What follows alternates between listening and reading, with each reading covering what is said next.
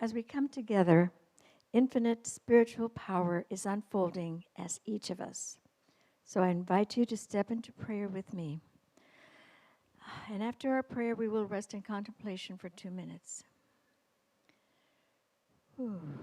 Sweet, sweet Spirit, infinite presence, source of all that is, abounding with insights, with inspiration, with joy, with love.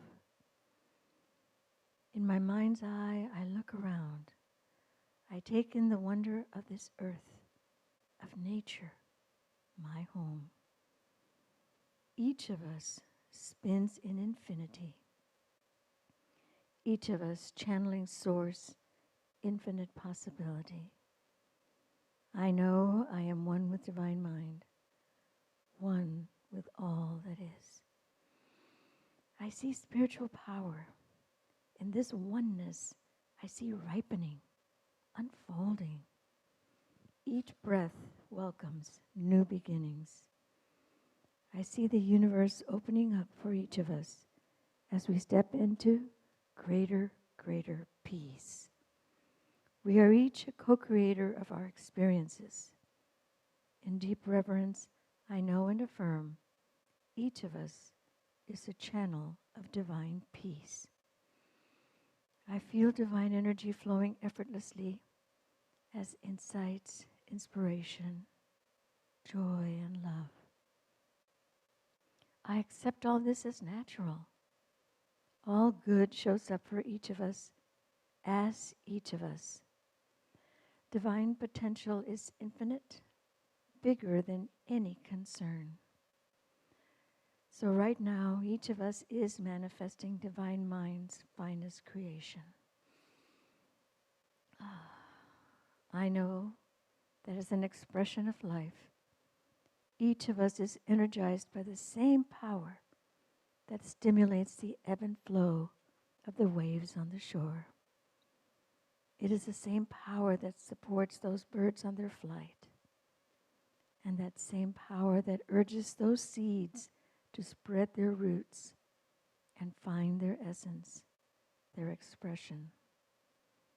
We are each a powerful being, deserving of all of the bounty of the universe. And I affirm this for each of us. I am ready, willing, and available for more good in my life than I ever experienced, manifested, imagined, or realized before.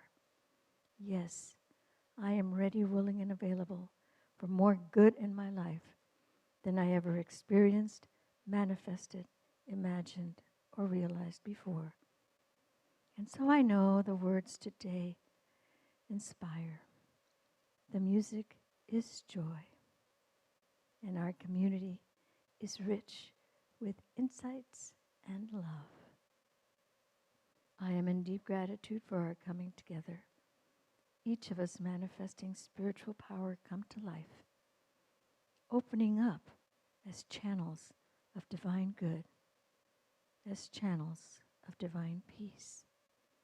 I release this into spiritual law, which expresses naturally and eternally.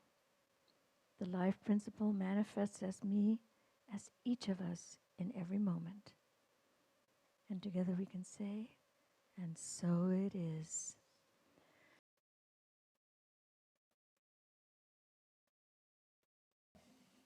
We're looking at the whole month of the idea of raising our voice. Raise your voice. And I look at that as not talk louder and yell and scream and stuff, but raise as in terms of what is it that I'm speaking? Can I speak things that lift up, that bring more life and more love into the world? Can I raise the vibrational aspect of my voice that way? And so today's talk is on negotiating peace and a bunch of other getting through conflict and all that stuff. And it's really funny because Buffy, who's not here today, she's up in Tacoma, had sent me an email earlier in the week saying, well, here's some suggestions from Parker J. Palmer, who's a fabulous, wise teacher, on how to, techniques for negotiating peace. And it's just like, that's not where my talk is going today. That's not where my talk is going today. Thank you very much, and it's good stuff. So what is peace? What is peace? Many people would call it the absence of conflict, but I'm going to say that that's not necessarily peace. Peace is being at a centered place while we're in conflict, while we're immersed in a conflicting situation. Can I not let that out there take me out of peace? Can I bring my peace to that out there? And to be grounded in, centered in that sense of peace. To paraphrase Jesus, the conflict we will always have with us. Yes? Have you noticed the world's been in conflict for a few millennia? Like since the beginning of human beings being on the planet, I think. We always have conflict around us. In the Bhagavad Gita, which is a sacred Hindu text, the whole book takes place on a battlefield, which is symbolic to me. And it's but it's the catalyst for the inward spiritual journey for the main character, Arjuna, to find his true self.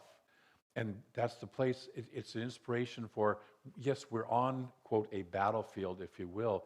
Can we find the place of peace within us? Can we go deeper for who we are, even on the battlefield, even in the midst of all this stuff? Paramahansa Yogananda said, anybody can meditate in the quiet of an ashram. Can you meditate in a boiler room? And sometimes life feels like a boiler room or sounds like a boiler room, yes? So can we meditate? Can we stay centered in that? Ram Dass asks, if you want to feel enlightened, go visit your family. If you want to know if you're enlightened, go visit your family. And that great sacred wise guy, Reverend David, says, if you want to know if you're enlightened and peaceful, go drive on I-5. Having spent a bit of time on I-5 this week while I was on vacation, and noticing, can I drive in this place peacefully? And most of the time, I did. Maybe there was a little slip once or twice. But most of the time, we did. Ernest Holmes reminds us that we don't get what we wish for, we get what we are. That the out there reflects the in here. That's our experience of it.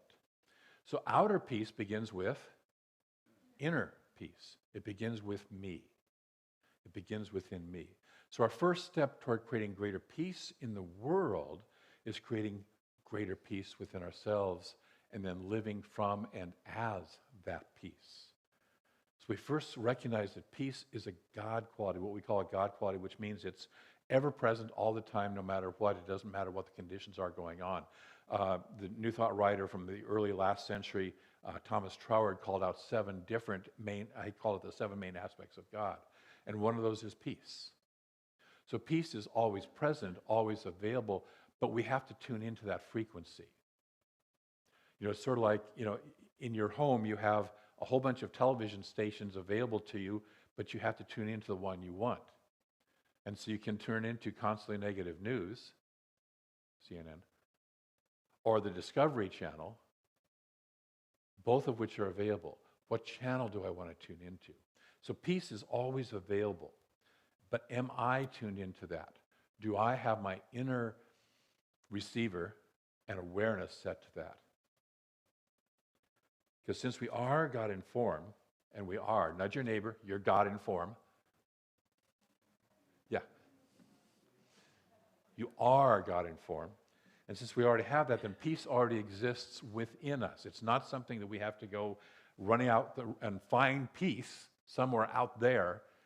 It's negotiating. I love how Brent talked about that song of we're going to negotiate the song. That's how I view negotiating peace. It's doing the path within us, negotiating the path within us. It's not I'll give you this if you'll give me that, and we'll be sort of at peace, with that. It's not that. It's finding our way into that peace that already exists within, which is really easy to do, right? Yeah, there's this little ego thing, right? That believes it's separate and lives in fear and judgment, and it creates inner and outer conflicts, and it loves drama. Yes, you know that. Not you, but you've seen people. If you don't think you've seen people, just look at me, and you've seen people who love drama and conflict. all that, and wants to be in charge and it lives in its preconceived ideas about who it is and who you are and what's right and what's wrong, and interacts with its own limited and limiting ideas, rather than being present for the actual reality and experience of capital L life, which is really a unified wholeness. You know, Tim in his meditation this morning invited us, the people who were in the meditation, to look at an area within us which we've experienced conflict, or which we may currently feel like we're experiencing conflict, and allow ourselves to find the God presence within that. Allow ourselves to find, how is that lifting us up into something greater?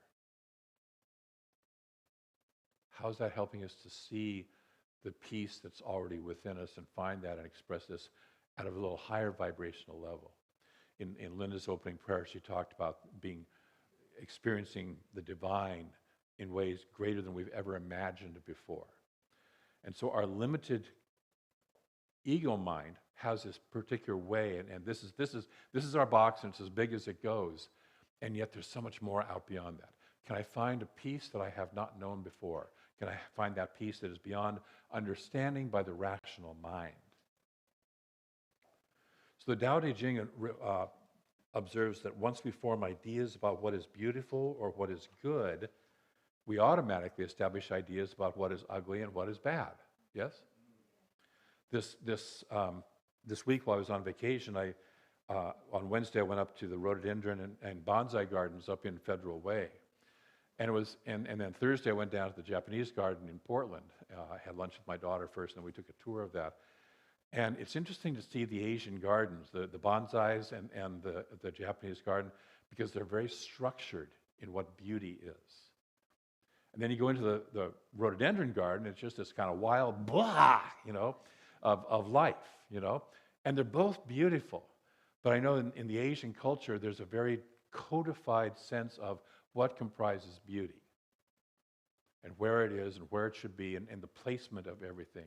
And that's when the Tao Te Ching is talking about that. It's talking about this sense that we all have these ideas that are codified within our mind of what is good, what is bad, what is right, what is wrong, what is beautiful, what is not.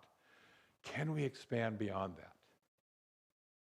Because when we get locked into that, we get locked into non-peace when something happens that is outside of our code of what is good and what is bad. Do you know what I'm talking about? This gets echoed also in the second story of the second creation story in the book of Genesis, with the eating of the fruit of the tree of the knowledge of good and evil, which, by the way, there's no tree and there wasn't any fruit, and it wasn't an apple. Anyways, it's a metaphor for falling from that unitive consciousness, that pure oneness consciousness, into the awareness of this and that, and judging between this and that. When we move from peace to conflict, it's when we move from just observing the unique threads that make up the tapestry of life. This tapestry has threads of so many colors and patterns and forms and all the ways that it combines. And it's beautiful unless we're sitting there going, no, it must look a certain way. And then it's not beautiful. Last night I was at a concert. It was called The History of the Flute. And so it was a number of pieces for flute, only flute.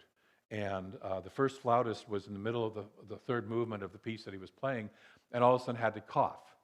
And there were a couple of people in the audience who were already coughing, and he's like, stops, and he goes, me too, And I've never seen that in a concert, classical concert before. And it was a reminder that it was human. And it reminded me of back when I was young, in my early 20s. I lived in Hartford, Connecticut. And I had a friend who wanted for my birthday to buy me a wonderful sake set. I loved sake, and she knew that I liked nice sake sets. So she was down in New York City in the international area, and in a shop there, and she was looking at this particular sake set that was painted in gold leaf. And she kind of observed to the owner of it, and says, there's little flubs in here, and the owner, mistakes in here. And the owner pulled it out of her hand, and she considered herself a very sophisticated person, by the way.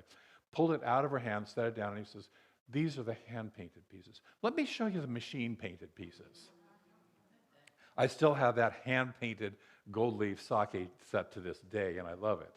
And it's a reminder for us that peace isn't the absence of mistakes. Mistakes are, as Miles Davis says, mistakes in jazz are only new lines to riff off of, new directions to go. Okay? And so when we can start to see this tapestry, not as it should look this way, but how does it actually look, and then how do I feel, and allow myself to flow with that. So it's not my idea, but thine be done. Ernest Holmes says, the divine pattern is hidden in everything. There is a unifying presence and law at the center of everyone and everything. A unity that binds all together in one common source, one living spirit, one divine presence. Each is a unique manifestation of this one. Each of you is a unique manifestation of the one. Wouldn't it be wonderful if everybody was exactly the same? You were all like me, or not, right? So we have these unique manifestations. Everybody's different, and that's a good thing, yes? We only get into trouble when, well, you should be behaving the way that I think you should be. Then we get into trouble. So it's the practice of facing our fears, facing our patterns that keep us separate, that are both within us and without us, where we can learn that we can step over what seems like a wall, but is in reality a threshold to a new, more expanded experience of life. We all have these little things that are our barriers, our walls. This is where we think the limits are. When we learn that, wait, I can go beyond the walls. I can go beyond that, and it becomes a threshold to something new, something more expanded. The Buddha was kept, when he was a young man, was kept by his father inside of the fenced-in area of the home. Huge, lots of acres. But he never let him go outside because he didn't want him to see suffering or death. And one day he looked beyond the walls and saw suffering and death. And it collapsed everything that it had been, but opened him up to a whole new experience, which then blessed the world with that experience. So it seems like a wall turns into a threshold of a new, more expanded experience of life, of ourselves and of each other. And thus we learn to do the same when we do it within, we can learn to do the same in our outer world. Okay? We learn that what looks like a wall and a threshold out there, a wall out there is really a threshold to something new out there if we have the courage to walk through it. Martin Luther King observes that there are two kinds of peace, negative and positive. And he calls negative peace simply the absence of apparent conflict, but is usually a suppression of the real issues, leaving those issues unresolved. And we can see this in ceasefires, especially forced ceasefires between warring groups or warring countries. And some of us grew up in homes like this, yes? Where we'll maintain the appearance of everything's good, everything's peaceful, but underneath there's a war raging, yes? It's a state where problems are temporarily quieted but not resolved. Positive peace, on the other hand, involves a deeper, more substantial transformation. That's a powerful word. Remember, transformation means the old completely collapses and something new forms. Yes? And it's not pretty in the collapse. And it's messy. We talked about that last month, right? Life is messy. Transformation is messy. And so it's this more substantial transformation of relationships and social structures that start to address the underlying causes of the conflict. What is it that's creating this? Where is this arising from? And dealing with that rather than slapping a Band-Aid on and saying, it's all good. It's the only way to open up to real peace, whether within ourselves or in the world around us. Because we ourselves can kind of have that, maintain, everything's good. I love Buffy, talks about, people walk around, I'm fine. And when you ask them, how you doing? I'm fine. Which she says stands for effed up, insecure, neurotic, and emotional. The acronym. Okay? So can we open up to what's really going on? Dr. King famously also observed that hate cannot drive out hate, only love can do that. And it's equally true that war or anger or suppression, which is a form of war, cannot drive out war. Only real peace can do that. Only us being at real peace. And as we know, peace coming from within us, when we live it out into the world, when we raise our voice in and as peace, it can often look different than our spiritual ideas of peace. It can often look different than the everything's good, everything's fine, everything's cool. When we cross that threshold, it involves the active engagement and action, doing something. It involves setting healthy boundaries. It involves holding people and systems accountable and creating meaningful change, addressing underlying issues and implementing solutions to create real peace, to heal and stop hurt and pain. Realizing conflict comes from the absence of love and the presence of fear. The places where we don't experience peace in our world are the places where we've held back and cut ourselves or others off from love, and where we are living in fear, and we do that out of fear. If I love you, you will hurt me in some way. If I let you in, you will hurt me in some way. Take a breath. The process of facing this, the process of crossing that threshold is often messy and may feel uncomfortable and confrontational and not look like peace from our ideas of an absence of conflict. Yes? But ultimately, it's the threshold to be crossed to create a deeper and more lasting and real harmony. But again, this must be done, as we're doing it, must be done while we are connected with our own inner peace. I shared that in the early 80s, I was involved in a personal growth seminar group, and the head of the Los Angeles office and I were born on exactly the same day, March 13th, 1951. And on his wall, he had a picture of himself. He had been a leader of paratroopers in the Vietnam War. And he had a picture of all these guys looking all macho and tough in their camouflage, khaki, stuff. And I looked at that and I had a moment of judgment. And then I thought, I thought about the different journeys that our lives had taken from the same day. And then I realized that if you took a picture of me with my anti-war friends from that same era, we would all be standing there looking all macho with our bell-bottom jeans and our long hair, but all macho and angry and also basically making war on the people making war. Neither of those really creates peace. I can't create more peace by making more war. So we have to come from staying connected to our own inner peace, understanding that violence and anger only generate more violence and anger. Martin Luther King Jr. says, nonviolence is an absolute commitment to the way of love. Love is not emotional bash, as he calls it. It's not empty sentimentalism. It is the active outpouring of one's whole being into the being of another. It's the active outpouring of witnessing you as you are, this person in front of me, and being willing to see them as they are without my judgments, without my walls, without my filters, and just say, who are you?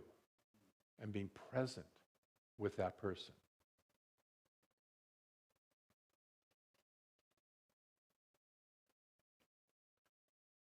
Some ways that we can move our inner peace into outward expression include listening to others with compassionate attention and compassionate curiosity, seeking understanding rather than trying to convince them of that I'm right and you're wrong. If you want to know what I'm talking about, go look at Facebook. Okay. It involves taking a deep breath when we are facing difficult situations, and instead of reacting, knee-jerk reaction, instead of avoiding also, opening to the moment, anchored in the peace that is within us. Can I be present in this challenging situation? This person just cut me off in the freeway. This person is waving their banner for their political candidate that is opposite to the political candidate that I want. Can I be at peace with all that? Can I just be in that opening to that and then engaging from that inner strength and grounding, from that inner place of peace? And it may seem like when we do this, it's just a few small moments. It may feel like little tiny, tiny adjustments. But since we're all interconnected, yes, any step from and toward greater peace ripples out. Martin Luther King Jr. also said, I am cognizant of the interrelatedness of all communities and states. I cannot sit idly by in Atlanta and not be concerned about what happens in Birmingham. Injustice anywhere is a threat to justice everywhere. We are caught in an inescapable network of mutuality, tied in a single garment of destiny. Whatever affects one directly affects all indirectly. Anytime you and I choose to be in a peaceful interaction where we might have not chosen that in the past, affects everyone, at least indirectly. So we are called to be peacemakers. We are called to raise our voices in and as peace. And so this week I invite you to take the time for two spiritual practices. The first one is to find that peace that already and always lives within you. Contemplate it. Spend some time soaking in it, anchoring in it, feeling it in the cells of your body, breathing it in, breathing it out. Just find that place, find what it feels like to be anchored and grounded in peace so that you can take that out with you. And then that's the second step, in a way, is to pay attention for opportunities to express as peace. You'll have plenty of opportunities, I guarantee you, okay? So particularly in situations, personal or global, that might have prompted a different response in the past. So finding that peace within and then paying attention for opportunities to express from that, especially in ways that you might not have in the past. Are you willing to play with that this week? Yes? Thank you. At least a few of you are. And that's all it takes. I'm going to close with a quote from Zenju Earthlyn Manuel from the book The Way of Tenderness, Awakening Through Race, Sexuality, and Gender.